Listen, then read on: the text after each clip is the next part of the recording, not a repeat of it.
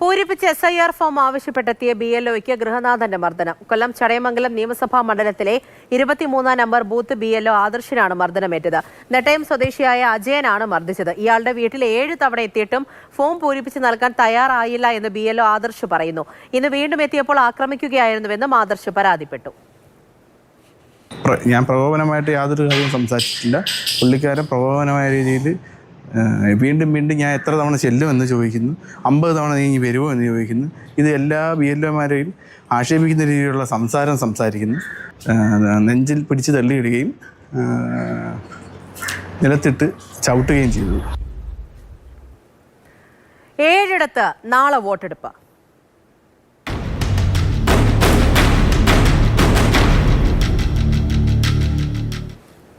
തദ്ദേശ തെരഞ്ഞെടുപ്പിലെ 2ാം ഘട്ട വോട്ടെടുപ്പ് നാളെയാണ്. തൃശൂർ മുതൽ കാസർഗോഡ് വരെ 7 ജില്ലകളിലാണ് നാളെ വോട്ടെടുപ്പ് നടക്കുക. രാവിലെ 7 മുതൽ വൈകിട്ട് 6 വരെയായിരിക്കും പോളിംഗ്. UDFന്റെ പ്രചാരണം ഭരണവിരുദ്ധ വികാരത്താൽ കേന്ദ്രീകരിച്ചപ്പോൾ UDF വെൽഫെയർ പാർട്ടി ബന്ധമാണ് LDF ആയുധമാക്കുന്നത്.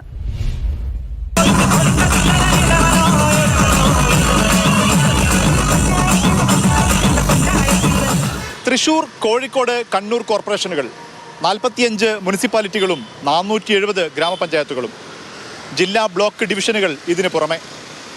വടക്കൻ കേരളം നാളെ വിധിയെഴുതുമ്പോൾ അട്ടിമറികൾക്ക് കാതോർക്കുകയാണ് മുന്നണികൾ. 45 വർഷമായി ഇടതുപക്ഷം ഭരിക്കുന്ന കോഴിക്കോട് കോർപ്പറേഷൻ തിരിച്ചുപിടിക്കുകയെന്നതാണ് UDFന് മുന്നിലുള്ള വലിയ വെല്ലുവിളി. സ്വതന്ത്രന്റെ പിന്തുണയിൽ ഭരണം പിടിച്ച തൃശൂർ കോർപ്പറേഷൻ കൈമോശം വരാതെ നോക്കുകയെന്നത് LDFനും ഏറെ ദുഷ്കരം. അതുകൊണ്ടുതന്നെ രണ്ടിടത്തും പോരാട്ടം തീപാറുന്നു. സംസ്ഥാനത്ത് തന്നെ UDF ഭരിക്കുന്ന ഏക കോർപ്പറേഷനാണ് കണ്ണൂർ. ഇത്തവണ കണ്ണൂർ വീഴ്ത്താൻ LDF അരയും തലയും മുറുക്കി രംഗത്തുണ്ടെങ്കിലും വഴങ്ങില്ലെന്ന് ഉറച്ചു പറയുകയാണ് UDF നേതൃത്വം. മുനിസിപ്പാലിറ്റികളിൽ ശ്രദ്ധേയമായ പോരാട്ടം നടക്കുന്ന ഇടമാണ് BJP ഭരിക്കുന്ന പാലക്കാട്.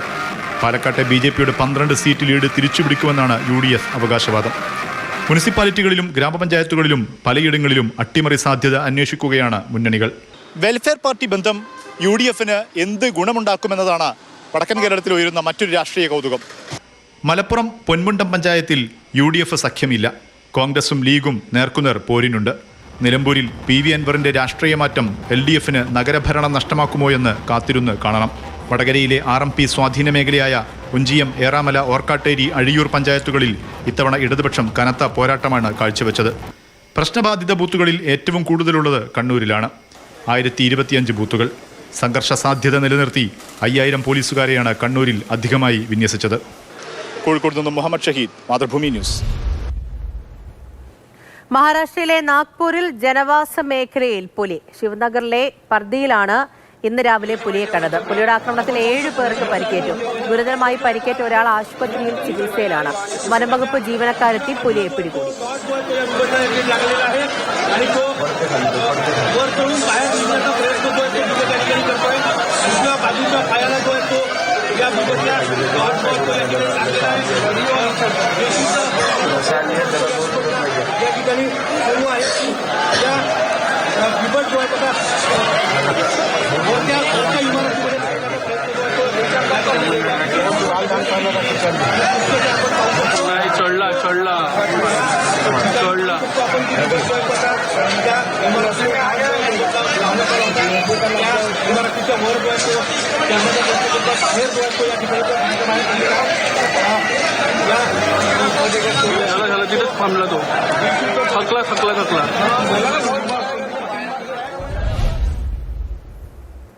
നാഗ്പൂരിൽ പുലിയാണെങ്കിൽ കേരളത്തിൽ പോത്താണ് നാട്ടുകാരെ നെട്ടോട്ടം ഓടിച്ചത്. പത്തനംതിട്ട തിരുവല്ല വളഞ്ഞവട്ടത്ത് വിരണ്ടോടിയ പോത്ത് 8 പേരെ കുത്തിപ്പരിക്കേൽപ്പിച്ചു. പരിക്കേറ്റവരിൽ ഒരാൾ ഫയർഫോഴ്സ് ഉദ്യോഗസ്ഥനാണ്. ഏറെ നേരത്തെ ശ്രമത്തിനൊടുവിലാണ് പോത്തിനെ പിടിച്ചുകെട്ടിയത്.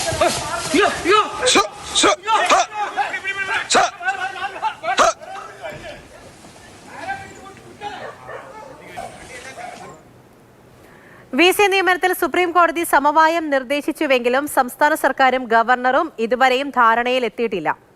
ഗവർണറുമായി മന്ത്രിമാർ നടത്തിയ ചർച്ച പരാജയപ്പെട്ടു. ഡിജിറ്റൽ സാങ്കേതിക സർവകലാശാലകളിലേക്ക് നിർദ്ദേശിച്ച പേരുകളിൽ ഇരുപക്ഷവും ഉറച്ചു നിൽക്കുകയാണ്. സിസ തോമസിനെ എതിർക്കുമെന്ന സർക്കാർ നിലപാട് ഖണ്ഡിക്കാനുള്ള വാദങ്ങൾ ചർച്ചയ്ക്കിടെ ഗവർണർ നിരത്തി.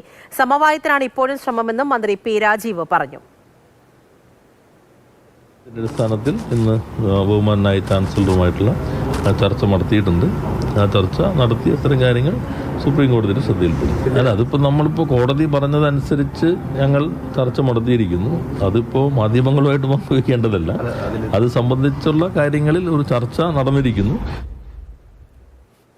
ഒരു പുരസ്കാരവുമായി ബന്ധപ്പെട്ട വലിയൊരു വിവാദം ഇപ്പോൾ നിലനിൽക്കുന്നുണ്ട്. പ്രഥമ വീർ സവർക്കർ പുരസ്കാരം ശശി തരൂർ സ്വീകരിച്ചില്ല. ഡൽഹിയിൽ നടന്ന ചടങ്ങിൽ പങ്കെടുക്കാൻ മുഖ്യ അതിഥിയായി പ്രഖ്യാപിച്ചിരുന്ന രാജ്നാഥ് സിംഗും എത്തിയിട്ടില്ല. പുരസ്കാര പ്രഖ്യാപനം വിവാദമായതിന് പിന്നാലെ സംഘാടകരായ HRDSനാണ് വീഴ്ച സംഭവിച്ചത് എന്ന് വിശദീകരിച്ചുകൊണ്ട് ശശി തരൂർ രംഗത്തെത്തിയിരുന്നു. I'm not getting anything. I'm sorry. I just heard about this yesterday. I'm not going. Thank you very much. You are not going, sir? No, I'm not here. ഇന്ന് രാവിലെ തന്നെ ശശി തരൂർ തൻ്റെ അറിവോ സമ്മതമോ ഇല്ലാതെയാണ് ഈ പുരസ്കാരം പ്രഖ്യാപിച്ചത് എന്നുള്ള കാര്യം പറഞ്ഞിരുന്നു. ഒപ്പം സംഘാടകരായിട്ടുള്ള HRDSൻ്റെ ഭാഗത്തു നിന്നാണ് വീഴ്ചയുണ്ടായത് എന്നുള്ള കാര്യവും അദ്ദേഹം രൂക്ഷ വിമർശനമായി അദ്ദേഹത്തിൻ്റെ സമൂഹ മാധ്യമ അക്കൗണ്ടുകളിൽ പോസ്റ്റ് ചെയ്തിരുന്നു. എന്നാൽ ഒരു മാസം മുൻപ് തന്നെ ശശി തരൂരിനെ ഈ പരിപാടിയെപ്പറ്റി അറിയിച്ചതാണ്, തനിക്ക് അവാർഡുണ്ട് എന്നുള്ള കാര്യം അറിയിച്ചതാണെന്നും HRDS സെക്രട്ടറി ആയിട്ടുള്ള അജി കൃഷ്ണൻ മാതൃഭൂമി ന്യൂസിനോട് പറയുകയുണ്ടായി. നമ്മുടെ അവാർഡ് ജൂറി അദ്ദേഹത്തെ തിരഞ്ഞെടുക്കുന്നു. ആ ഒരു അദ്ദേഹത്തെ മാത്രമല്ല, ഇതിനകത്ത് തിരഞ്ഞെടുത്ത എല്ലാവർക്കും നമ്മൾ കത്ത് കൊടുത്തു. ഇപ്പോൾ കോൺഗ്രസിൻ്റെ ഭാഗത്തുനിന്ന് വലിയ സമ്മർദ്ദം അത് നേരിടുന്നുണ്ടെന്ന് വിചാരിക്കുന്നു. വിശിഷ്ടാതിഥിയായി പ്രഖ്യാപിച്ചിരുന്ന പ്രതിരോധ മന്ത്രി രാജ്നാഥ് സിംഗും പരിപാടിയിൽ പങ്കെടുക്കാൻ എത്തിയില്ല. പകരം അവാർഡുകൾ നൽകിയത് ജമ്മു കശ്മീർ ലഫ്റ്റനന്റ് ഗവർണർ മനോജ് സിൻഹയായിരുന്നു. ഡൽഹിയിൽ നിന്നും അർജുൻ പീതാംബരൻ, മാതൃഭൂമി ന്യൂസ്.